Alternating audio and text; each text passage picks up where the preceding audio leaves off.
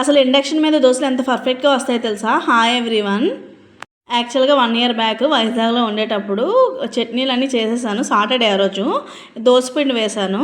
సరే ఇంక దోశలు వేద్దాము అనేసరికి గ్యాస్ అయిపోయిందనమాట. నైట్ కదా, అసలు మరి ఇంకా గ్యాస్ దొరకదు. దాంట్లో మాకు బుక్ కూడా ఉండేది కాదు, బ్లాక్లో కొనేవాళ్ళం.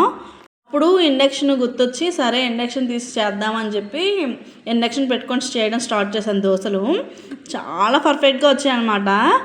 అందుకని ఈరోజు బ్రేక్ఫాస్ట్కి దోశలు వేద్దాం ఇండక్షన్ మీద అని చెప్పి ఇంకా ప్రిపేర్ అయ్యానమాట. గీ కారం దోశ వేశాను. గీని నేను ఎలా వేడి చేశానంటే, ఈ పెనం పెట్టేసి ఆ పెనం అలాగే వేడెక్కేలోపు వేస్ట్ అవ్వకూడదు కదా అని చెప్పి పెనం మీద చిన్న గిన్నె పెట్టి ఆ గిన్నెలో నెయ్యి వేసాను. ఇంకా కరిగిపోయింది నెయ్యి. ఇందులో పెనం కూడా వేడెక్కిపోయింది. కారం కోసం ఏంటంటే కొంచెం వేడి నీళ్ళు బాయిల్ చేసి ఎండుమిరపకాయలు వేసాను. అలాగే చిన్న టమాటీ ముక్క, ఆనియన్ ముక్క వేసి మిక్సీ చేశాను అనమాట కారం పేస్ట్ కోసం. ఇంకా దాంట్లో కొంచెం సాల్ట్ కూడా వేసాను. చిన్నగా ఆనియన్స్ కట్ చేసేసి పక్కన పెట్టేసుకున్నాను ముందుగానే. ఇంకా పెనం మీద దోసపిండి వేసేసి ఇంకా కారం పామేసి దాని మీద నెయ్యి వేసి తర్వాత ఆనియన్ వేసి ఇంకా వేగిన తర్వాత తీసేసాను అనమాట.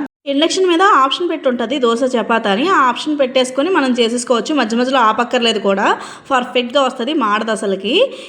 మీరు ట్రై చేశారా ఇండక్షన్ మీద దోశ కానీ చపాతీ కానీ? చేస్తే కామెంట్ చేయండి. ఇంతే ఈ వీడియో మీకు నచ్చినట్టయితే లైక్ చేయండి, షేర్ చేయండి, అలాగే సబ్స్క్రైబ్ చేసుకోవడం అస్సలు మర్చిపోకండి.